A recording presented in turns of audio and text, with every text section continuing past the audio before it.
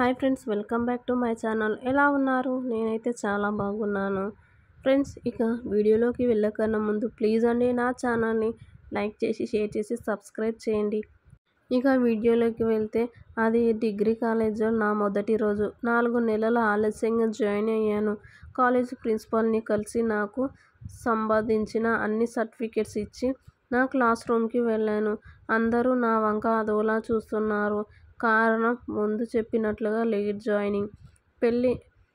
వెళ్ళి ఆఖరి బెంచ్లో కూర్చున్నాను. పక్కన ఉన్న వ్యక్తిని హాయ్ అని పలకరించబోయాను. అతను మన హెచ్ఓడి క్లాస్ చెప్తున్నాడు, తర్వాత మాట్లాడుకుందాం అని గొనిగాడు. నేను అబ్బో అనుకొని క్లాస్ విందామని ట్రై చేశాను. వాడు ఏదో అడుగుతున్నాడు, వీళ్ళు ఏదో చెప్తున్నారు. నాకేమీ అర్థం కావట్లేదు. ఈ తలనొప్పి ఎందుకులే అని పక్కన ఉన్న అమ్మాయిల్ని చూడడానికి ట్రై చేశాను. మొత్తం ఒక 25 మంది పైనే ఉంటారు. బెంచికి 4 కూర్చున్నారు. క్లాస్లో 3 వరుసలున్నాయి. 2 వరుసలో అబ్బాయిలు, 1 అమ్మాయిలు. అసలు అమ్మాయిలు ఎలా ఉన్నారా అని చూస్తున్నా. మొదటి బెంచ్లో ఫస్ట్ 3 వరస్ట్. తర్వాత అమ్మాయిలు సరిగ్గా కనబడడం లేదు, కానీ వాళ్ళ అందాలు మాత్రం చాలా క్లియర్గా కనబడుతున్నాయి. షేప్లు కనబడలేదు, కానీ అమ్మాయిలకి స్పెట్స్ ఉన్నాయని తెలుస్తుంది. నెక్స్ట్ బెంచ్లో అన్ని నిమ్మకాయలే. అదేనండి, బాయలు ఏమీ లేవు. ఇంతలో ఎవరో నన్ను తట్టనట్టుతో అటు చూశాను. మా హెచ్ఓడి వెళ్ళి కాలేజ్ గేట్ దగ్గర కూర్చో, అందరూ కనబడతారు అని నన్ను గదిమాడు. అక్కడ చూడు అని మళ్ళీ క్లాస్ స్టార్ట్ చేశాడు. ఇంతలో బెల్ మోగింది. బయట వెయిట్ చేస్తున్న సార్ అని చూశాను. మంచివాడిలాగే ఉన్నాడు. హెచ్ఓడి అటెండెన్స్ తీసుకొని వెళ్ళిపోయాడు. అతను వచ్చాడు. పక్కన ఉన్న వ్యక్తి నా పేరు రవి అని చెప్పాడు. నేను నా పేరు చెప్పాను. ఈసారి ఏమనడు, మనకిష్టం వచ్చినట్లుగా మాట్లాడవచ్చు అని అన్నాడు. నువ్వు మాట్లాడు, నేను పోరీలని స్కాన్ చేస్తున్నానని చెప్పి మళ్ళీ చూడడం స్టార్ట్ చేశా. అందరూ అయిపోయారు, ఒక లాస్ట్ బెంచ్లో తప్ప. ఎందుకంటే వాళ్ళని చూడడం కొంచెం కష్టం. మంచి ఫిగర్స్ ఎవరూ లేరు. 3వ లైన్లో ఒక అమ్మాయి కొంచెం బాగుంది. పెద్దగా ఉన్నాయి తనకు అంతా. అందుకని తనని చూశాను. నెక్స్ట్ లైన్లో ఒక వైట్ బీబీడబ్ల్యూ. అదేనండి, పెద్ద సైజులు, చాలా అందంగా. ప్రక్కనే ఒక మంచి కొతలతో ఇలియానాలాగా ఒక అమ్మాయి. ఆ తర్వాత లైన్లో మళ్ళీ నిమ్మకాయలు. ఇంకా మిగిలిన లాస్ట్ బెంచ్. ఒక 45 నిమిషాల తర్వాత మళ్ళీ బెల్ మోగింది. వేరే లెక్చరర్ వస్తాడు, కానీ ఇంకా రాలేదు. ఇప్పుడు చూశాను, లాస్ట్ బెంచ్ ఒక బ్లాక్ బీబీడబ్ల్యూ పక్కనే ఒక తెల్లటి పొట్టి అమ్మాయి. చాలా బాగుంది, కరెక్ట్ సైజు, చాలా అందంగా ఉన్నాయి. మిగతావి మునిపండ్లలాగే నిమ్మకాయలు. నాకైతే ఓరి దేవుడా, వచ్చి ఈ నిమ్మకాయల తోటలో పడ్డానేమని ఏడుపొచ్చింది.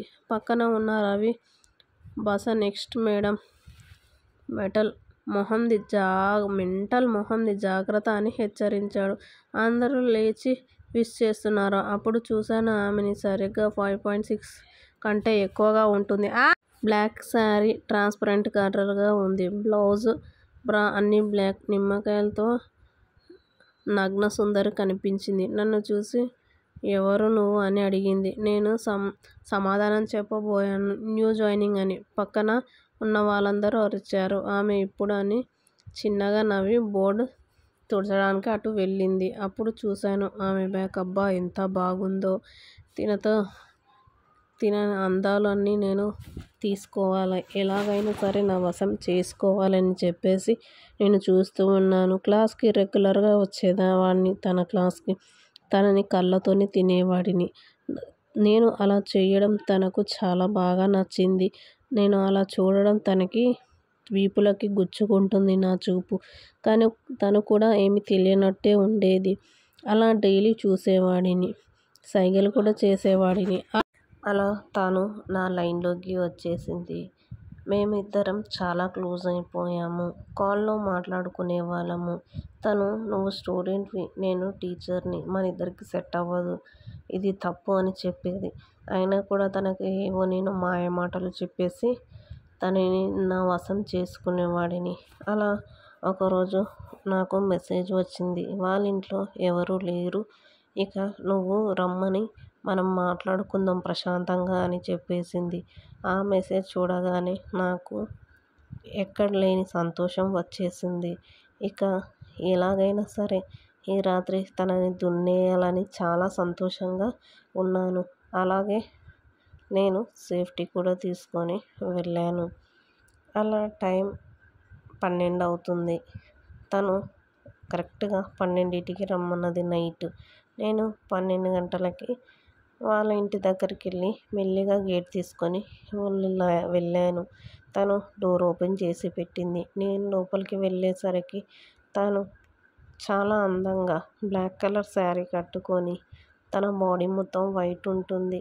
బ్లాక్ కలర్ శారీలో తన ఎద సంపదలు ఎంతో బాగా కనిపిస్తూ ఉన్నాయి. చాలా అందంగా ఉంది. వెళ్ళగానే నాకు ఏదో శోభనం గదిలోకి వెళ్ళిన ఫీలింగ్ వచ్చింది.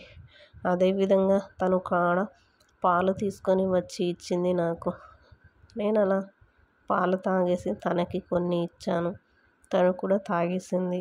ఇంకా నేను ఆపుకోలేక తనని గట్టిగా హగ్ చేసుకున్నాను. తన భాగాలు మొత్తం నాకు తాకుతూ ఉన్నాయి. నా నరాలు మొత్తం జిల్లుమంటున్నాయి. అలా తనకి దగ్గరికి తీసుకొని లిప్ కిస్ ఇచ్చాను. తనకి కూడా నరాలు జివ్వుమంటూ ఉన్నాయి. తనకి కూడా కోరికలు అనేది స్టార్ట్ అయిపోయాయి. ఇక మా తమ్ముడు మాత్రం ఆగట్లేదు.